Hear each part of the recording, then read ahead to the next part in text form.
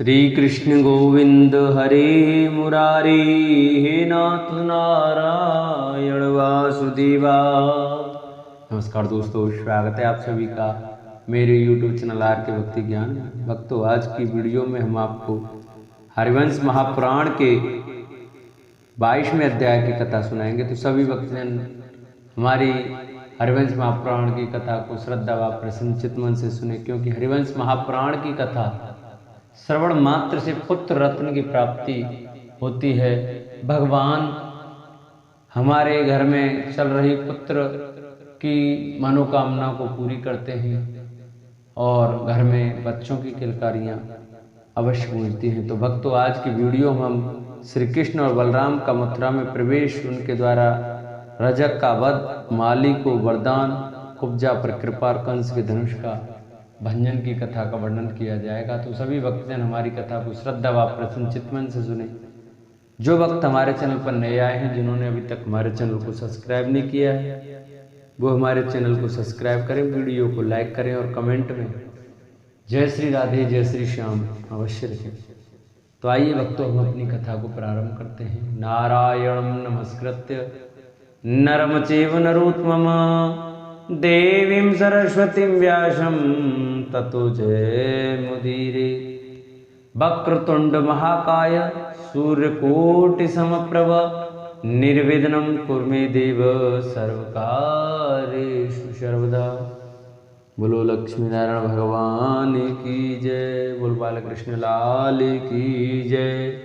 वैशंपायन जी कहते हैं, जन्मेजय वे सभी हमें तेजस्वी यात्री अपने श्रेष्ठ रथों को जोतकर श्री कृष्ण और शंकरसुर के साथ राजा कंस के द्वारा सुरक्षित रमणीय मथुरापुरी में जा पहुंचा।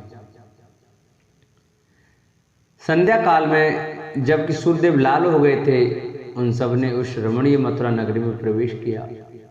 बुद्धिमान, अक्रूर, सूर्यतुल तेजस्वी श्री कृष्ण और शंकरसुर दोनों वीरों को पहले अपने घर ले गए। वे दोनों भाई उत्तम कांति से प्रकाशित हो रहे थे। उस समय दानपति अक्रूर ने कंस से भयभीत होकर उनसे कहा था, तुम दोनों को अभी वसुदेव के घर में जाने की इच्छा त्याग देनी चाहिए, क्योंकि तुम्हारे कारण ही कंस बूढ़े वसुदेव को घर से निकालता है और तुम्हें यहाँ नहीं रहने चाहिए। ऐसा कहकर उन्हें दिन रात डांटता रहता है। अतः तुम दोनों को पिता के लिए उत्तम सुख की व्यवस्था करनी चाहिए। जिस तरह उन्हें सुख मिले, जैसे उनका हित हो, वही कार्य करना चाहिए। जब श्री कृष्ण ने उनसे कहा, धर्मनिष्ठ वीर साधु पुरुष, यदि आप स्वीकार करें तो हम दोनों भाई मथुरा नगर और इसके राजमार्ग को देखते हुए यहाँ से जाएं और अतर्कित रूप से कंस के ही घर पहुंच जाएं। वे सम्पायन कहते हैं, जन्मेजय अक्रूर भी मन से ही अविनाशी भगवान श्री कृष्ण को नमस्कार करके प्रसन्नचित्त से कंस के पास गए। अक्रूर की आज्ञा लेकर वे दोनों वीर कृष्ण और बलराम नगर देखने के लिए वहां से इस तरह प्रस्थित हुए मानो युद्ध की इच्छा रखने वाले दो गजराज आलान से छूट निकले हुए। उन दोनों ने रास्ते में एक रजक धोबी को देखा जो कपड़ों में रंग कर रहा था। उसे देखकर वे दोनों भाई उससे सुंदर वस्त्र मांगने लगे। रजक ने उन दोनों से कहा, अरे तुम दोनों किसके और कहाँ के वनेचर हो जो मूर्खतावश निर्भय होकर राजा के कपड़े मांग रहे हो? मैं तो विभिन्न देशों के बने हुए राजा कंस के सैकड़ों वस्त्रों को रंगता हूँ और उन वस्त्रों पर विशेषतः इनकी इच्छा के अनुसार रंग देता हूँ। तुम दोनों किसके बेटे हो? तुम तो वन में पैदा हुए और वन पशुओं के साथ ही बड़े हो। आज इन बहुत से रंगीन कपड़ों को देखकर तुम्हारे मन में इनके प्रति लोभ उत्पन्न हो गया है। अहो, यह बड़े आश्चर्य की बात है। जान पड़ता है तुमने अपने जीवन का मोह त्याग दिया है, तभी तो यहाँ आए हो। तुम दोनों मूर्ख हो, तुम्हारी बुद्धि गवारों जैसी है, इसलिए तो राजा के कपड़े मांगने की इच्छा करते हो। यह सुनकर श्री कृष्ण उस मंद बुद्धि, अरिष्टग्रत, मूर्ख तथा जहरीली बात बोलने वाले रजक पर कुपित हो उठे। उन्होंने उसके माथे पर एक तमाचा जड़ दिया। वह तमाचा क्या था? वज्र था। उसके लगते ही रजक का मस्तक फट गया और वह प्राणहीन होकर पृथ्वी पर गिर पड़ा। उसे मारा गया देख उसकी स्त्रियां चीख चिल्लाने लगी। वे बाल खोले विलाप करती हुई राजा कंस के दरबार में गईं। इधर वे दोनों भाई सुंदर वस्त्र धारण करके फूलों की माला लेने के लिए उस गली में गए जहां मालाएं बिकती थी। वे ऐसे लगते थे मानो दो गजराज उन फूलों की सुगंध पाकर वहां पहुंचे हों।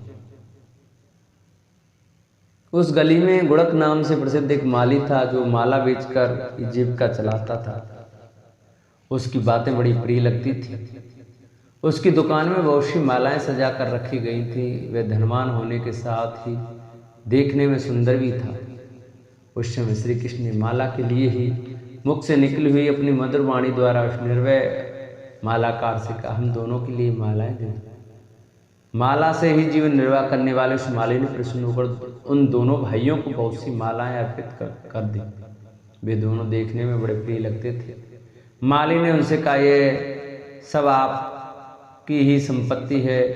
उसकी बात सुनकर श्री कृष्ण बड़े प्रसन्न हुए। उन्होंने संतुष्ट चित्त से गुड़क को यह वर दिया, सौम्य मेरी प्रसन्नता से प्रकट होने वाली लक्ष्मी तुम्हें धनराशि से संपन्न कर देगी।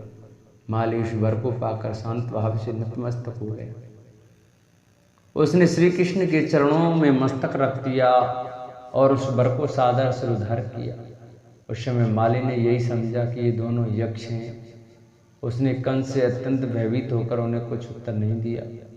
तदंतर सड़क पर जाते हुए उन दोनों वासुदेव पुत्रों ने कुब्जा को देखा जो हाथों में अनुलेपन अंगरा का पात्र लिए हुए थे। उसे देखकर श्री कृष्ण ने कहा, कमलनयन कुब्जे, तुम यह किसके लिए अनुलेपन ले जा रही हो? शीघ्र बताओ। यह सुनकर कुब्जा मुस्कुराती हुई उनके सामने हो गई। वह बिजली के समान कुटिल गति से चलने वाली थी। उसके कमल नयन श्री कृष्ण के मेघ के समान गंभीर वाणी में कहा, कमल नयन मनोहर मुख वाले वीर, मैं तो राजा के स्नान गृह को जा रही हूँ। तुम्हें अंगराग चाहिए तो ले लो। तुम्हें देखते ही मैं विस्मय से मुग्ध हो उठी हूँ।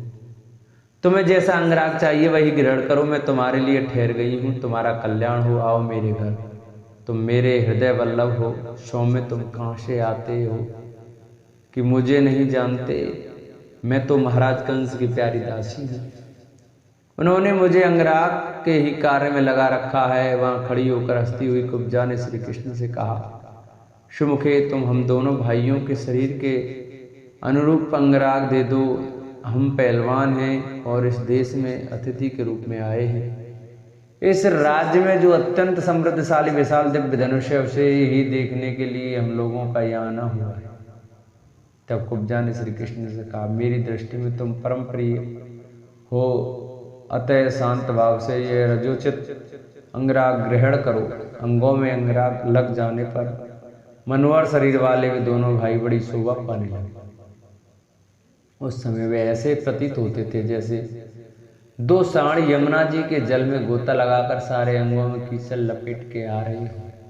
तदंतर लीला विधि को जानने वाले श्री कृष्ण ने अपने हाथ की 2 उंगलियों से कुब्जा के कुबड़ के मध्य भाग में धीरे से दबाया। इससे कुबड़ सीधा हो गया। मेरा कुबड़ बैठ गया। ऐसा जानकर सुंदर एवं उन्नत अंग वाली कुब्जा पवित्र मुस्कान से सुशोभित हो हंसने लगी। उसके स्तन प्रांत तो भरकर ऊंचे हो गए और वह सीधी लकड़ी पर चढ़ी हुई लता के समान शोभा पाने लगी। फिर तो मतवाली से होकर वह श्री कृष्ण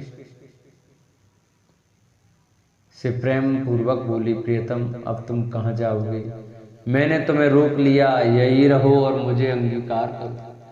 यह सुनकर उन्हें हंसी आ गई। फिर तो वे अविनाशी बंधु एक दूसरे की ओर देखते हुए ताली पीट पीट कर जोर जोर से हंसने लगे।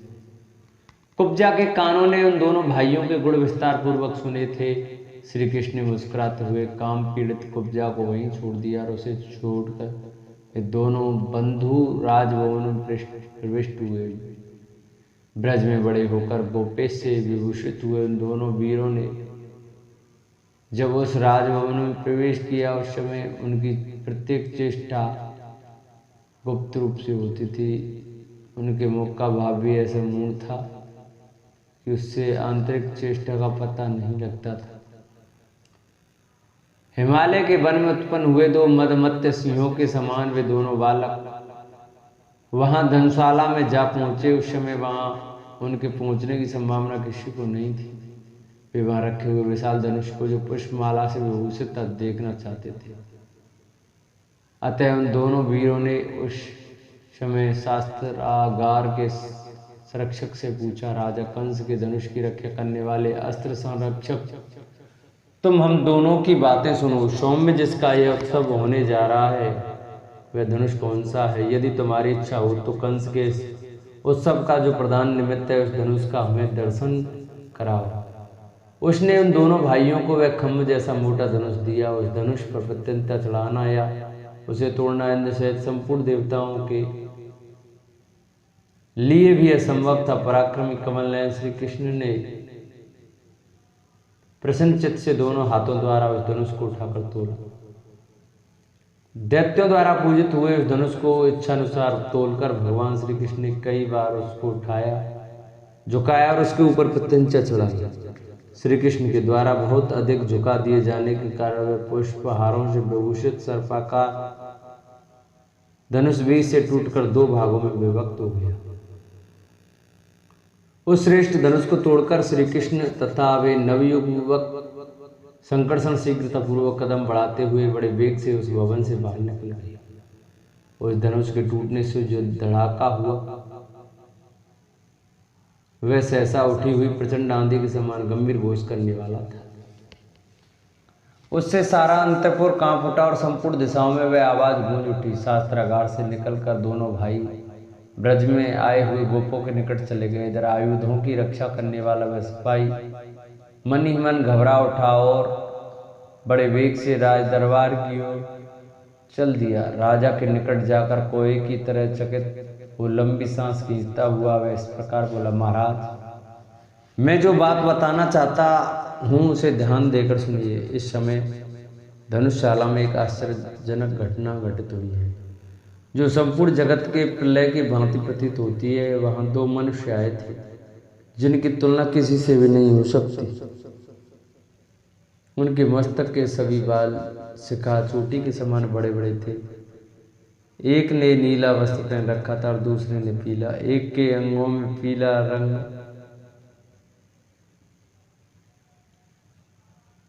पीला अंगराग तो दूसरे के अंगों में श्वेत। वे दोनों इच्छानुसार वेश धारण करने में कुशल से सहसानपुर में घुस आए और किसी को पता न चला। वे दोनों वीर देव कुमारों के समान प्रतीत होते थे। उनकी आकृति बड़ी सौम्य थी। उन्हें देखकर ऐसा जान पड़ता था मानो बाल रूपधारी अग्नि सहसा आकाश से आकाश धनुषशाला में खड़े हो गए। उन दोनों के वस्त्र और पुष्पहार बड़े सुंदर थे। मैंने उनको स्पष्ट रूप से देखा है। उनमें से एक की आंखें कमल के समान सुंदर थी। शरीर का वर्ण श्याम था। उसके वस्त्र और हार पीले रंग के थे जिसे हाथ में लेना देवताओं के लिए भी कठिन है। उसी धनुष को उस श्याम सुंदर वीर ने अनायास ही उठा लिया। उस बालक ने उस विशाल धनुष को लोहयंत्र की भांति बालक हाथ में लेकर वेगपूर्वक उस पर प्रत्यंचा चढ़ाई तो खेल खेल में उसे झुकाना आरंभ किया।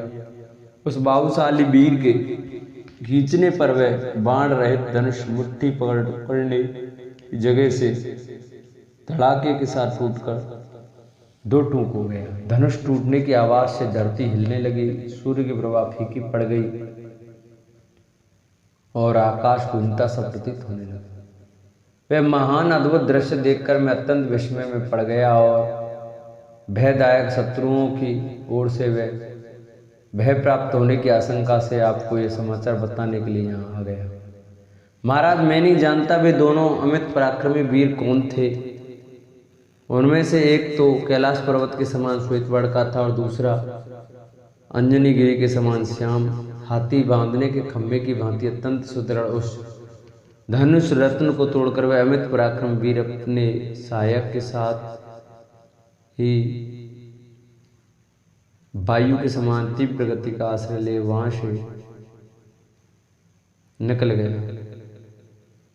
नरेश्वर न जाने वह कौन था जो धनुष के 2 टुकड़े करके चला गया। कंस को सब बातें बता विस्तार पूर्वक विदित थी।